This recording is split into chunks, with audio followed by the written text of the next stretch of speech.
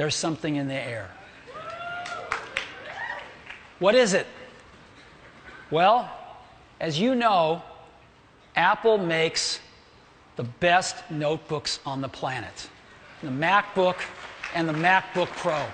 These are the standards in the industry by which competitive products are judged. Well, today we're introducing a third kind of notebook.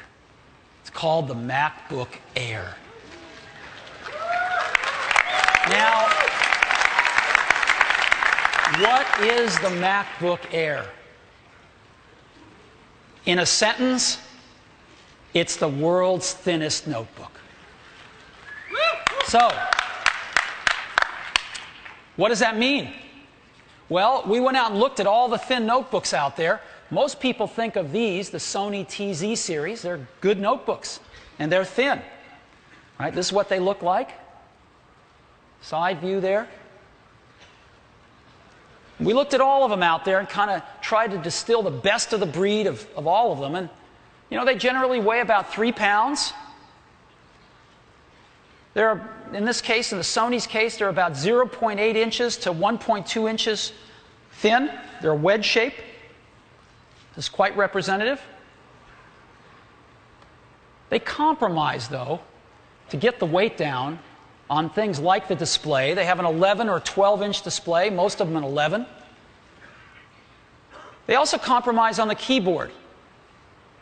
Instead of putting full-size keyboards in, they make miniature keyboards. And they don't run them as fast as they could because their thermal envelopes don't support faster processors.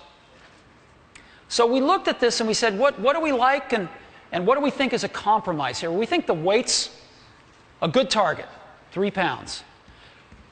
But we think there's too much compromising to get there. Too much compromising on thickness, too much compromising on less than a full-size display, less than a full-size keyboard, and we think you could put even more performance in one of these products. So, let's take a look at the thinness first. This is that Sony product. Again, one of the best in the field. 1.2 inches down to 0.8 inches. This is the MacBook Air.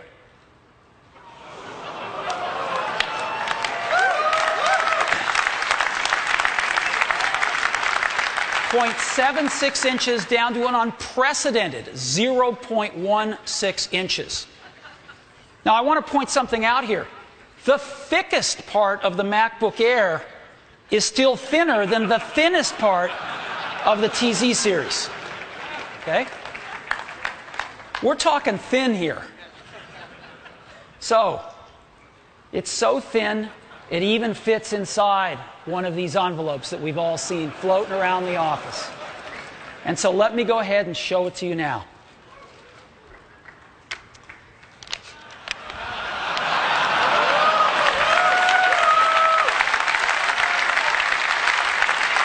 This is it. Let me take it out here.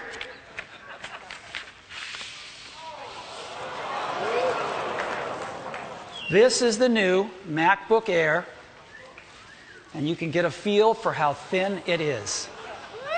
Yeah, there it is. Look at this.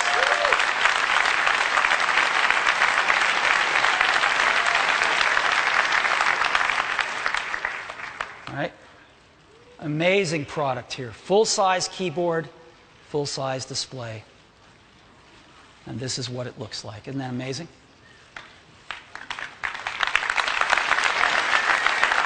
So, let's go explore this in more detail.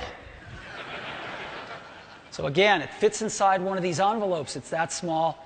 This is what it looks like. Isn't that incredible? It's the world's thinnest notebook. You open it up.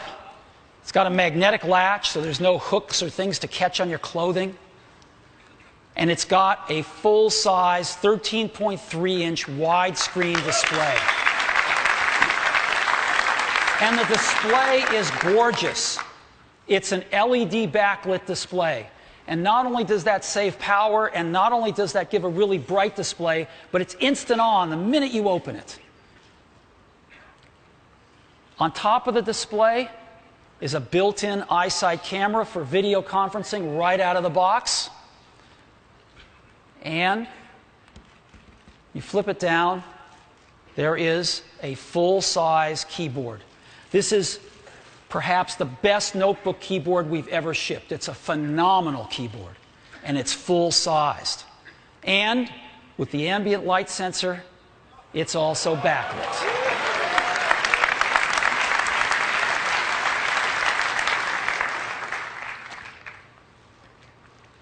We've got a very generous trackpad, which is great.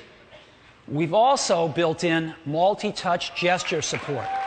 Now, as you know, our current notebooks have some gestures built in. We've taken that even further. When you go to Preferences in the MacBook Air, you'll actually get to turn on all sorts of other types of gestures, and there's actually videos in there to show you what they are. So let me run through them with you now.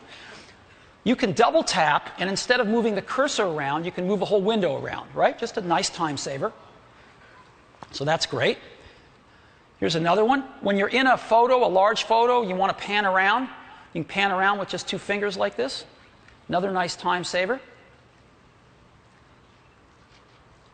You want to rotate a photo.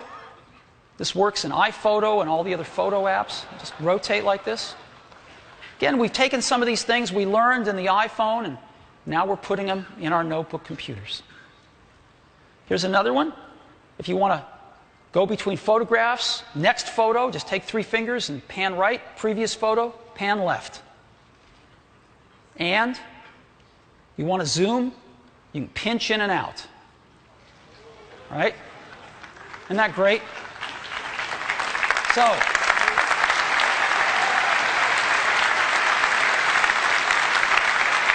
multi-touch gestures. Pretty amazing. And again, you can see how beautiful and thin this product is. Now, how did we fit a Mac in here? How did we do it? I'm still stunned that our engineering team could pull this off. Well, let's look at the bottom. Take off the bottom, and there's 3 things in here. It's a battery, a hard disk, and the electronics. On the hard disk, we went to 1.8-inch hard drives.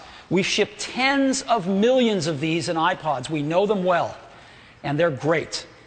And so the MacBook Air ships with an 80-gigabyte hard disk as standard, and there's an option of a 64-gigabyte solid-state disk if you'd like it.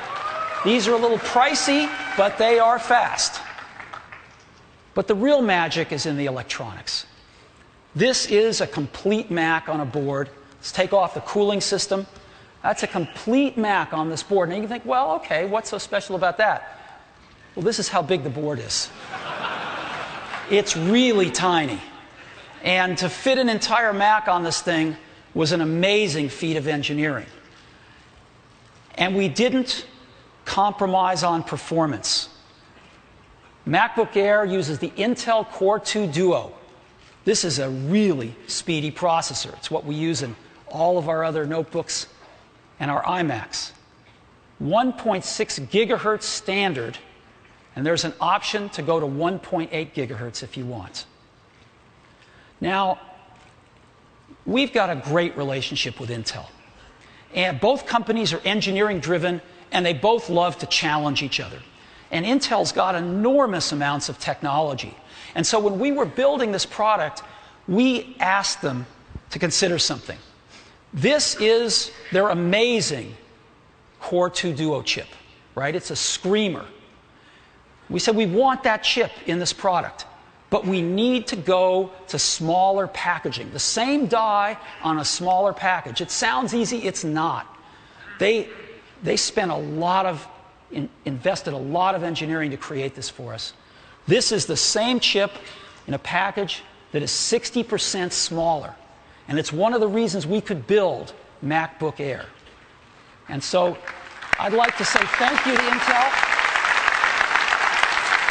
And